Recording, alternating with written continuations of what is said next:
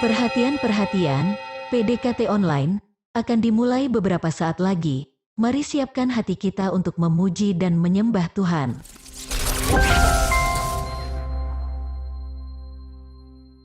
Shalom Sobat DC Ministry yang dikasihi Tuhan. Bersyukur pada Tuhan buat kasih-Nya yang selalu baru bagi kita semua.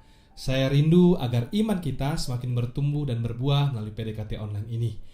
Meskipun online, kita percaya kuasa Tuhan nyata baik dimanapun dan kapanpun juga.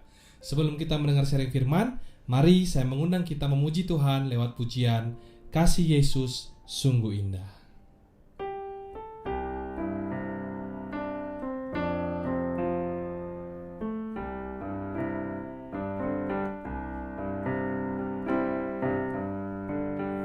Kasih Yesus sungguh indah di dalam hidupku ini, sungguh manis, lebih manis hidup bersama Yesus.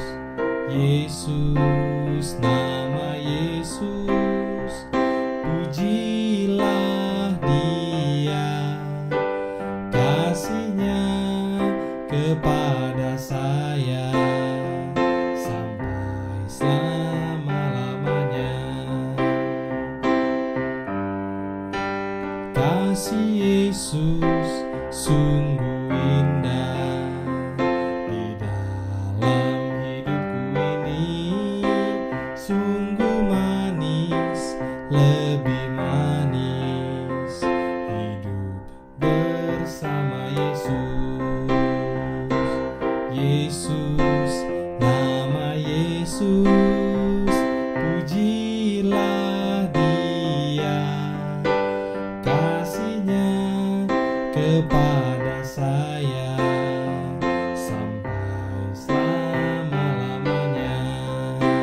Kasih-Nya kepada saya sampai selama-lamanya.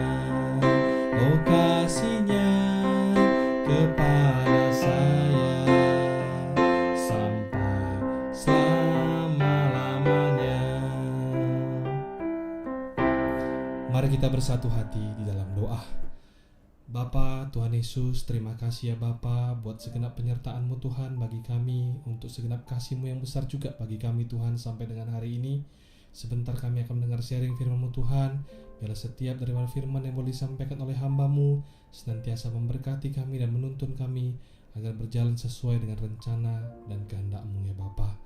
Sembunyikan hamba di balik salib-Mu, dalam nama Tuhan Yesus. Mari sama-sama kita yang berdoa dan percaya katakan amin. Hari ini sharing firman Tuhan yang akan saya bawakan berjudul Mari kita bercerita tentang kasih. Kalau kita melihat kejadian maupun peristiwa yang ada di sekitar, baik itu langsung maupun melalui berita-berita yang kita lihat di TV, sosial media dan sebagainya, hampir tiap hari kita dikejutkan oleh berbagai macam berita yang tidak mengenakan, atau bahkan mungkin juga mengerikan. Apakah itu pembunuhan, kekerasan, perceraian, bahkan sampai pada peperangan antar negara yang baru saja terjadi antara Rusia dan Ukraina. Semua kejadian ataupun peristiwa ini seakan mengkonfirmasi kepada kita sebuah penggenapan atas nubuatan Alkitab tentang akhir zaman yang disampaikan Yesus dalam Matius 24. Di sana dikatakan bahwa menjelang kesudahan dunia akan semakin banyak kedurhakaan, kejahatan merajalela di mana-mana, dan kesesatan tumbuh dengan subur. Berbagai hal itulah yang kemudian mengakibatkan kasih kebanyakan orang menjadi dingin. Semakin kesini, sepertinya kasih semakin terbatas. Hanya sebatas pada slogan ataupun perkataan saja. Zaman sekarang, kasih kebanyakan hanya untuk disinggung atau dibicarakan saja. Tapi semakin jarang untuk diaplikasikan di dalam kehidupan secara nyata. Dan tanpa kita sadari, hari-hari ini banyak juga dari kita yang mulai terbawa dalam kebiasaan dunia yang lebih berfokus pada prinsip untung rugi dalam berhubungan sosial dan mengabaikan yang namanya kasih. Oleh sebab itu, kali ini saya rindu agar kita boleh kembali mengingat apa itu kasih dan tidak hanya berhenti pada mengingat saja, namun juga berlanjut pada perbuatan yang nyata, yaitu bertindak di dalam dan dengan kasih dalam segenap aspek kehidupan kita sehari-hari. Sebab Allah kita adalah kasih, oleh karena itu kita yang juga mengaku sebagai pengikut Kristus, haruslah juga hidup di dalam kasih. Sebelum kita lanjutkan, mari kita terlebih dahulu memahami apa itu definisi kasih. Kasih merupakan perasaan yang dimiliki oleh setiap manusia yang ditunjukkan melalui perbuatan kita terhadap orang lain, di mana melalui kasih tersebut kita dapat menciptakan sebuah hubungan yang harmonis antara diri sendiri dengan Tuhan, keluarga, teman, dan juga orang di sekitar kita. Firman Tuhan dalam 1 Korintus 13 ayat 1-13 dengan lengkap menjelaskan tentang kasih. Namun berhubung ayat dalam perikop ini cukup panjang, jadi kita akan berfokus kepada ayat 4 sampai dengan 7, dan untuk sisanya saya rindu agar teman-teman bisa membacanya secara lengkap di rumah. Mari kita baca bersama 1 Korintus 13 ayat 4 sampai 7, demikian firman Tuhan. Kasih itu sabar, kasih itu murah hati, ia tidak cemburu, ia tidak memegahkan diri dan tidak sombong. Ia tidak melakukan yang tidak sopan dan tidak mencari keuntungan diri sendiri. Ia tidak pemarah dan tidak menyimpan kesalahan orang lain. Ia tidak bersuka cita karena ketidakadilan, tetapi karena kebenaran. Ia menutupi segala sesuatu, percaya segala sesuatu, mengharapkan segala sesuatu, sabar menanggung segala sesuatu. Kalau kita menghitung satu persatu jumlah kata kerja dalam ayat ini, maka kita akan mendapati ada 15 kata kerja yang digunakan oleh Rasul Paulus untuk menerangkan kasih kepada jemaat Korintus kala itu. Dan apabila kita melihat satu persatu dari kata kerja tersebut, maka kita bisa melihat bahwa di dalam mengaplikasikan kasih diperlukan sebuah usaha dan ada harga yang harus dibayar. Sebagai contoh, saat kita berada dalam situasi yang sulit, yakni ketika orang lain berbuat salah terhadap kita, apakah kita tetap bisa bersabar dan mau mengampuni serta menahan diri untuk tidak membalas mereka saat dalam situasi tersebut? Atau apakah kita bisa tidak cemburu, tapi malah ikut bersyukur dan berbangga di saat orang lain diberkati atau lebih berhasil ketimbang kita? Tentu semua itu membutuhkan suatu usaha dan pengorbanan, bukan? Poin pertama yang rindu untuk saya sampaikan dari sharing hari ini adalah kasih bukanlah berbicara tentang pada apa yang kita terima, tetapi pada apa yang dapat kita berikan. Itulah sebabnya kalau nanti teman-teman baca di rumah firman Tuhan dalam 1 Korintus 13 ayat yang terakhir atau ayat yang ke-13, di situ disebutkan mengapa kasih itu adalah yang paling besar di antara iman dan pengharapan. Karena iman dan pengharapan bisa saja berfokus pada manfaat untuk diri sendiri, sedangkan kasih sama sekali tidak mencari keuntungan diri sendiri. Setelah tadi kita mengerti dan juga memahami apa itu kasih, maka selanjutnya kita bahas gimana caranya agar kita mampu ataupun dimampukan untuk mengaplikasikan kasih dalam kehidupan kita. Poin yang pertama, saat mempraktekkan kasih, arahkanlah pandangan kita pada Tuhan, bukan pada manusia. Banyak orang yang gagal mengasihi karena mereka salah memfokuskan arah pandangan. Saat kita mengarahkan pandangan kita pada manusia dan bukan pada Tuhan, maka kita akan cenderung menjadi kecewa. Mengapa demikian? Karena di dalam kelemahannya, manusia itu sangat mungkin mengecewakan sesamanya. Sebab itu firman Tuhan dalam Yesaya 22 ayat 2 berkata, "Jangan berharap pada manusia, sebab ia tidak lebih daripada embusan nafas, dan sebagai apakah ia dapat dianggap?" Mungkin kita tidak bisa melarang orang untuk mengeluarkan komentar negatif, ataupun menghakimi diri kita dengan berbagai macam penilaian. Atau mungkin kita juga tidak bisa terus menghindar dari mereka-mereka yang mengecewakan kita. Walaupun demikian, kita tetap bisa memilih ke arah mana kita mau memandang, bukan? Arahkanlah pandangan kita senantiasa kepada Tuhan, maka kita juga akan senantiasa beroleh kekuatan daripadanya.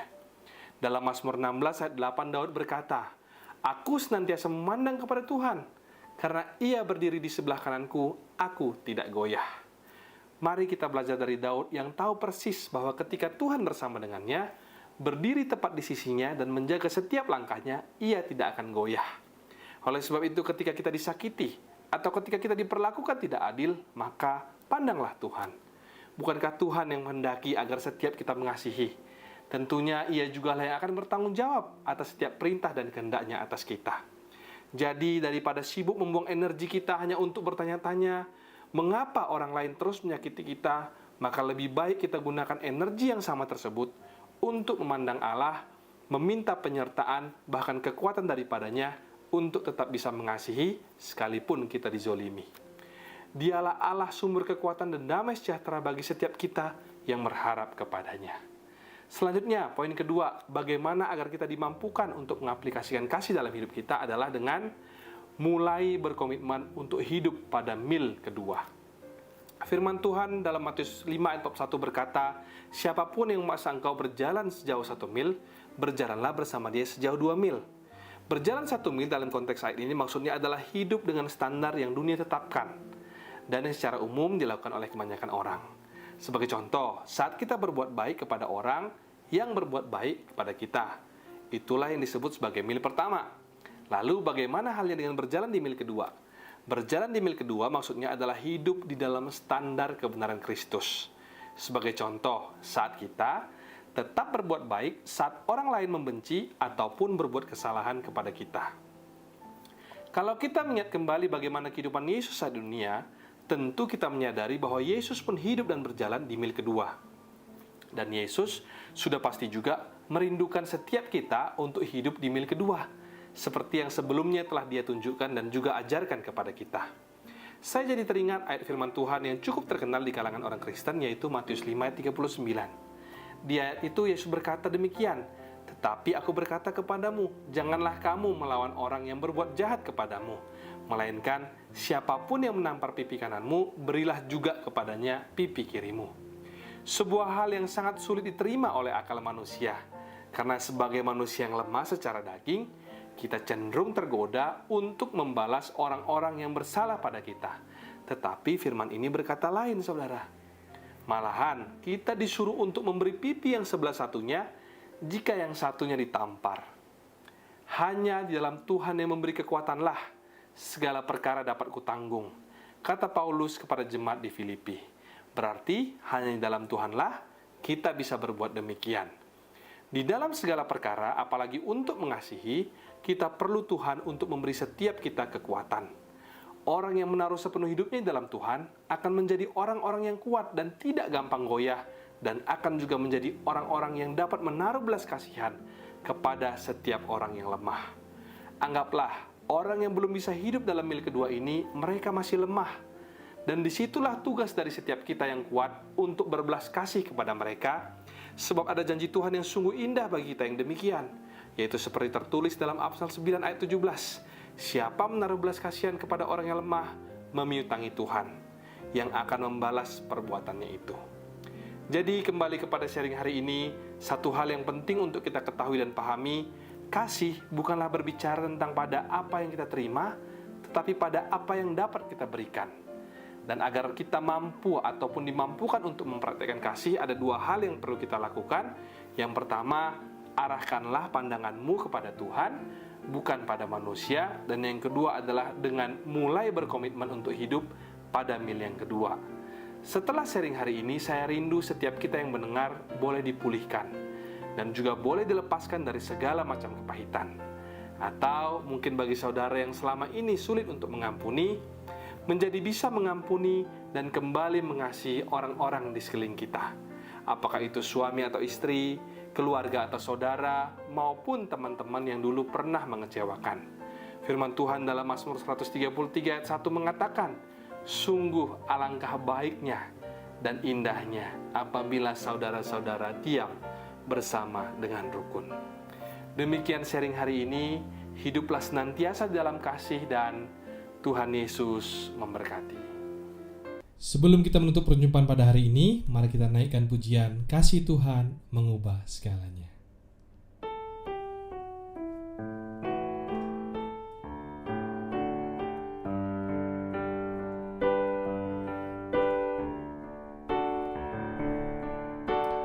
Ini waktu yang Tuhan janjikan, anugerahnya dicurahkan, Roh Kudus hidup dalamku, mengubah kehidupanku. Ini waktu yang Tuhan janjikan, anugerahnya dicurahkan, Rohnya hidup dalam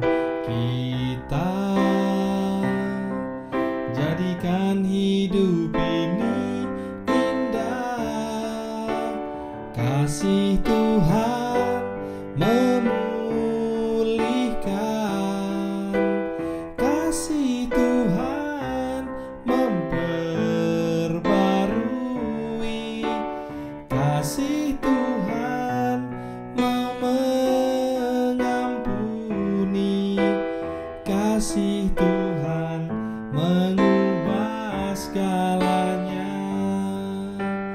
Kasih Tuhan memulihkan,